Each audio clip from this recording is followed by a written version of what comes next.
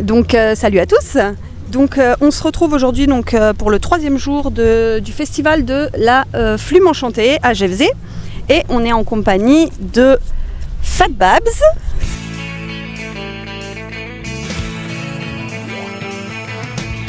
Salut. Salut, ça va? Ouais, ça va très bien. Ça va super. Chico.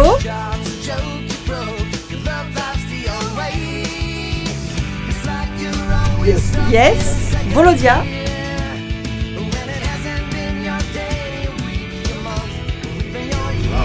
Brarda.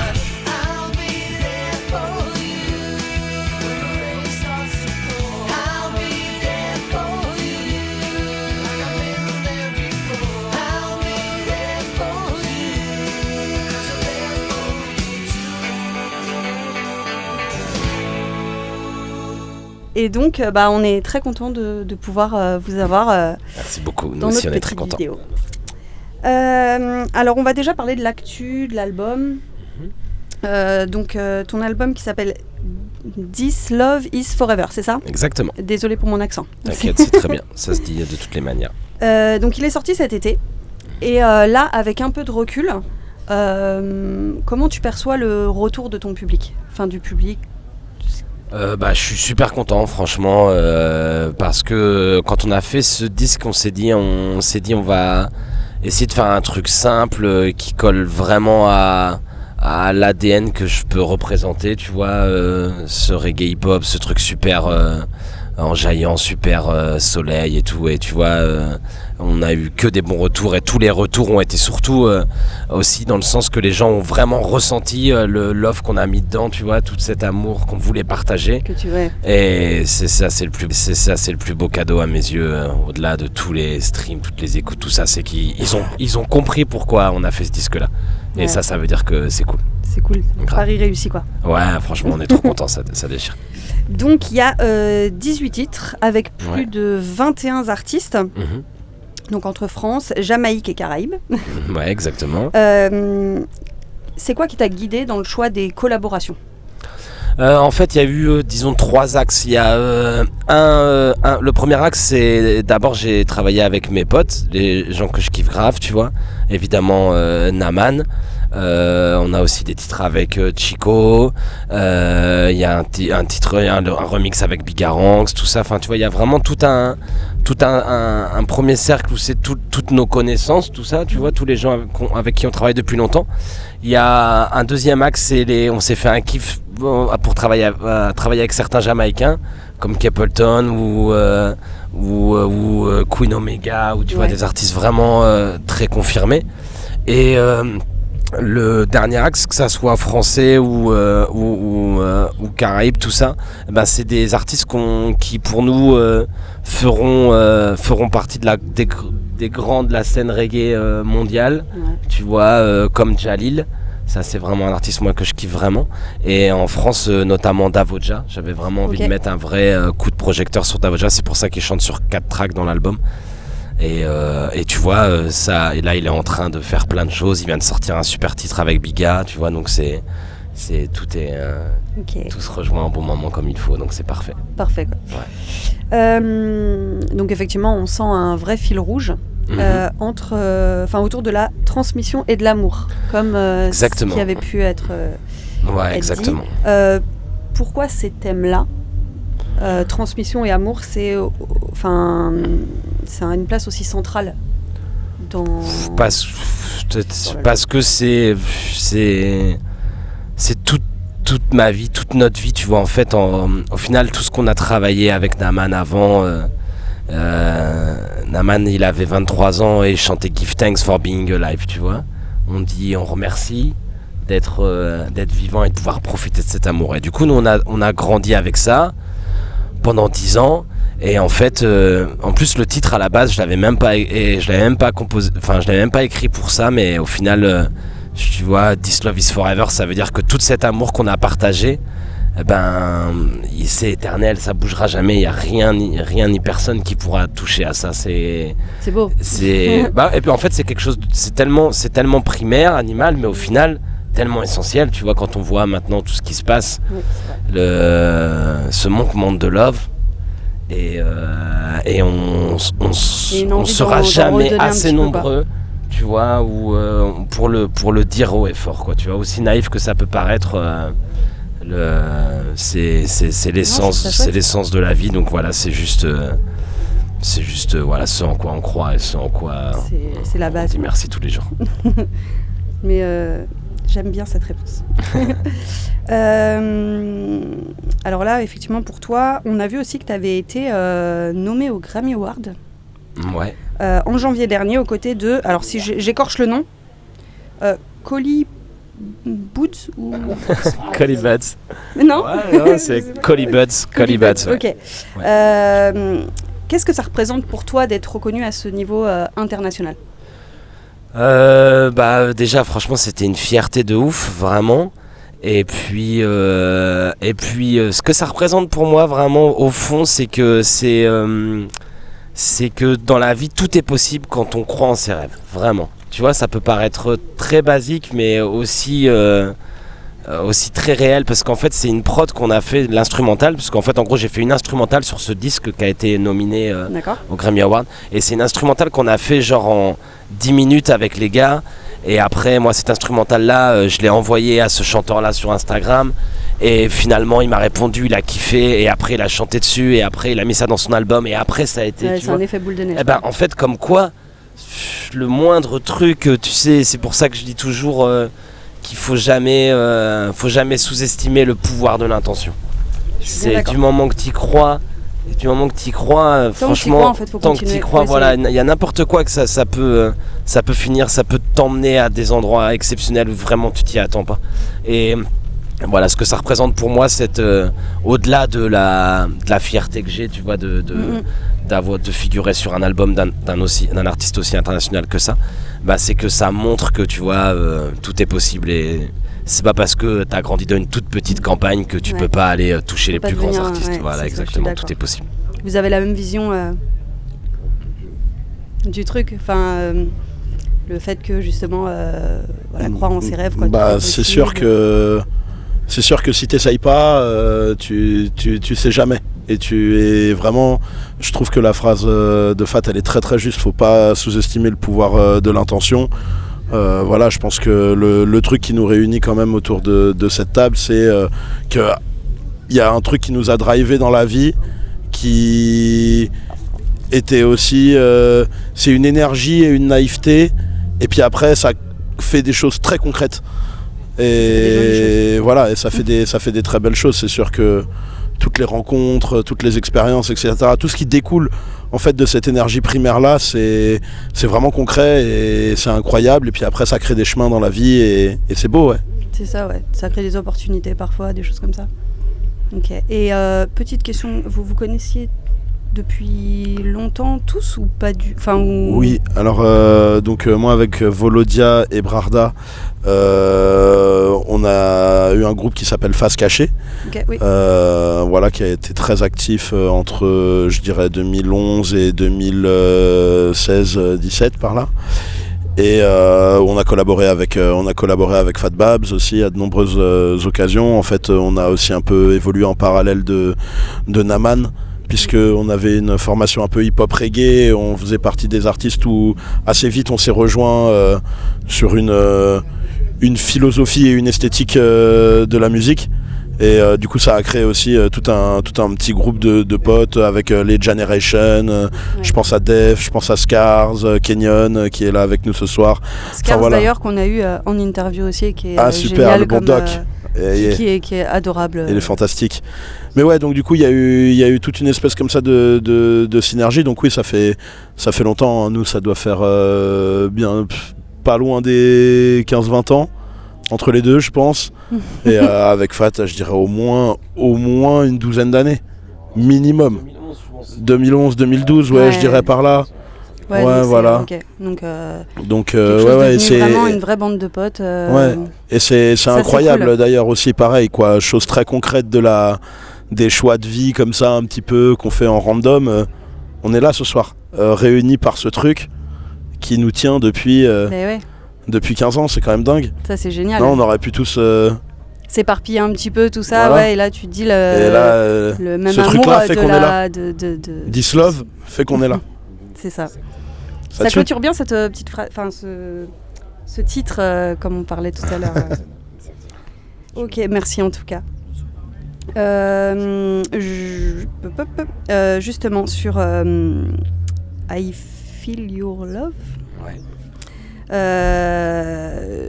tu rends hommage à Naman à travers un refrain donc, qu'il avait laissé avant. Comment tu vis le fait de partager ce morceau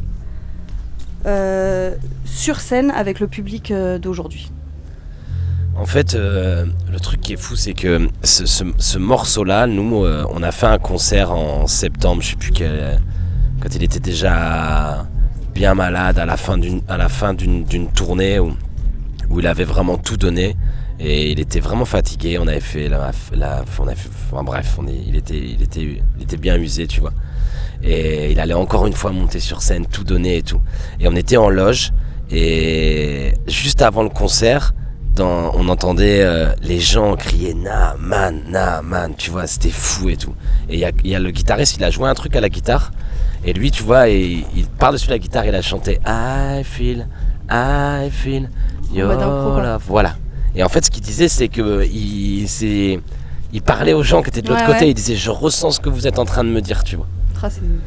Et du coup, quand j'ai repensé à ce moment-là, je me suis dit putain, ça va être incroyable parce que lui, au final, il a pas pu chanter cette chanson-là sur scène, mais nous, on a fait en sorte qu'elle puisse être là et entendue. du coup, et voilà. C'est génial. Et super. en plus, il y a un peu un truc, c'est que cette chanson-là, au final, quand il chante ça, moi en fait, je l'ai dédié à Naman, mais moi, quand j'entends I Feel Your Love, moi, je parle de Martin, je parle pas forcément du public, mais cette chanson-là, le public le prend comme ça, mais en tout cas, elle est prenable de différentes manières, quoi, tu vois, c'est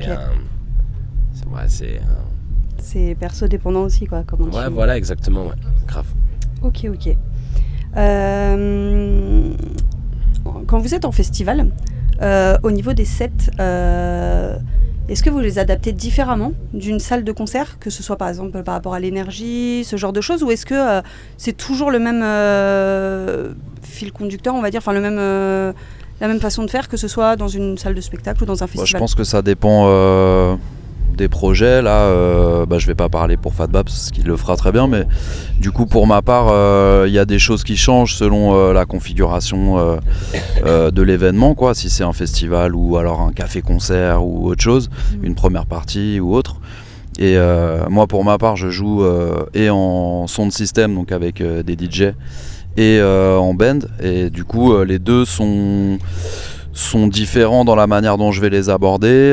Par contre, j'essaye d'avoir une régularité dans l'ordre des morceaux que je fais, pour proposer quand même à peu près la même chose au public qui vient me voir, et qu'il n'y ait pas non plus une différence énorme quand ils viennent me voir, quelle que soit la configuration, qu'ils ne soient pas perdus de ça c'était Volo, que ce soit plus du tout la même comme chose, ça, et Volo pas comme ça. Donc moi j'essaie d'avoir cette régularité là. Après, chaque config est différente. Là, nous, on est invité aussi par Fat pour venir redeem rider des morceaux. Donc là, c'est plus freestyle. C'est aussi très très plaisant de faire ça, parce que nous, ça nous sort aussi un peu de notre zone de confort individuel. Ça nous permet aussi de faire un truc un peu plus freestyle, et puis de partager les vibes ensemble. Ça, c'est vraiment cool. Moi, je sors d'un concert hier où j'étais tout seul au micro, et là, ça fait du bien de se retrouver en équipe, et puis il y a un côté quand même un peu sauvage qui est très ludique. Et donc ça c'est pour ma part. Après chacun a des expériences différentes avec ça, et une manière de travailler différente aussi. Oui, bien sûr. Ok, je te remercie. Alors côté actu, les prochaines dates où on peut vous voir, enfin les prochaines dates qui sont prévues, s'il y en a là avant la fin de l'année ou... Alors il y a une date, moi où je vais faire une date à Paris, le 11 octobre, mais c'est complet. It's too late if you wanna come, it's too late bro. Book a bigger venue. Mais on va booker une bigger venue. Et vas-y, ouais. Donc voilà, donc il y a cette date à Paris qui va être, mais bon, c'est complet. On en refera une. Après, on a d'autres dates qui sont dispo. J'invite les gens à aller checker sur les réseaux respectifs de chacun, parce que Volo, tu fais encore d'autres trucs. Toi, non, Volo, tu tournes beaucoup en solo. T'as des dates de prévues aussi là prochainement? J'ai quelques dates. La date du 27, ça c'est dans le coin, je crois. Tu peux peut-être en parler avec Quentin. Ouais, du coup, on a des dates individuellement. Moi, je suis sur la fin de tournée quand même. C'était un bel été là, et après, à partir d'octobre, ça se calme un petit peu. Donc, du coup, on sera là avec le frérot au Badaboom. Et du coup, une date qu'on a en commun, parce que c'est la reprise de Brarda. Ouais, on a une date qui s'appelle le festival Le Son du Quénon. D'accord. Je crois que c'est pas très très loin d'ici, dans le 35. Avec donc moi-même Brarda, il y a Volo aussi qui va jouer, il y a Davoja et il y a Dub Silence. Ok. C'est un premier festival, une première édition qui se lance. Et moi, c'est la première fois que je joue mon prochain album qui sortira début d'année prochaine. Ah yes, ok. Voilà, qui s'appelle Tout va mieux. Et donc voilà, c'est un petit événement. Donc c'est le 27 septembre au festival Le Son du Quénon. Donc on retient bien la date. De toute façon, sur vos réseaux, il y a les actus, tout ça, vous communiquez dessus. Mais amis bretons, venez au Son du Quénon. Grave. C'est ça, exactement. Tout le monde va entendre, tout le monde va voir. Petite question fun. Dans les backstage de festival, vous êtes plutôt du style sieste et bouffe ou on fait la fête avec les collègues? Ça dépend de l'heure. On fait la fête et ensuite on fait la sieste. Fête et sieste. Born to turn up, comme dirait l'autre. Moi, je suis born to turn up. Donc, voilà. Mais après, à chaque turn up mérite sa sieste. Ouais. Ou chaque sieste mérite son turn up. Tu le prends dans le sens que tu veux. En fait, on fait tout en même temps. Quoi. Okay. Non, d'abord sieste, après turn up. Bien s'hydrater. Voilà, toujours. Ouais, avec de l'eau. Oui, bien sûr. C'est très important. Ouais, c'est vrai, c'est clair. Et j'ai une dernière petite question. Si vous deviez créer un morceau demain, d'accord? C'est ce qui va se passer en plus.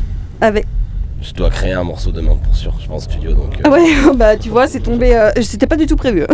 Voilà. Mais là, c'est si vous deviez créer donc un morceau demain avec 3 artistes de votre choix, mais peu importe qui, vraiment, tout style confondu.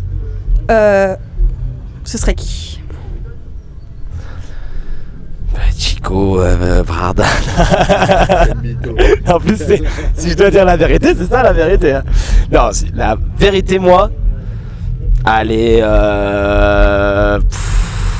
juste que je trouve une fille.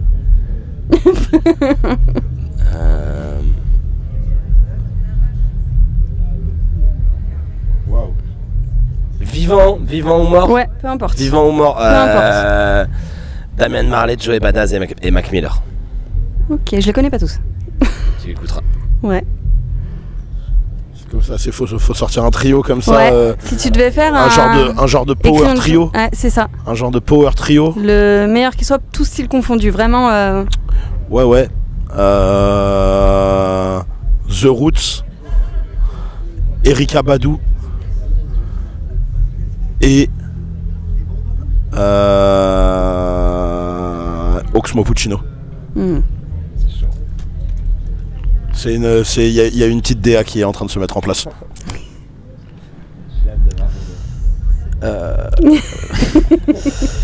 Moi, ça va être en tout cas les artistes que j'écoute peut-être le plus en ce moment, c'est pas du tout reggae. Donc je vais dire Post Malone, Justin Bieber, bien sûr, et McGee. Et qui? McGee, MKGEE, que je conseille ah ouais, je connais pas non plus. tous les aficionados de bonne guitare. Ça marche. Voilà. Ok. Et moi, c'est tout trouvé, ce sera avec les L5, Colonel Riel et Kenji Girac. Alors, bien joué. Franchement, bien joué. En tout cas, moi, je vous remercie vraiment d'avoir accepté ce petit interview. Donc, qui sera en vidéo sur les réseaux et qui sera aussi diffusé à l'antenne. Donc, on vous tiendra informé quand ce sera le cas. Trop cool. Et moi, j'invite du coup tous les auditeurs et toutes les personnes qui verront cette vidéo à aller écouter Alors, je vais le refaire. This love is forever. Exactement, tu le dis très très bien, merci beaucoup. Et puis à venir checker les prochaines dates et à aller les voir sur scène. Voilà, cool. n'hésitez pas. Merci beaucoup. Merci à toi, à bientôt.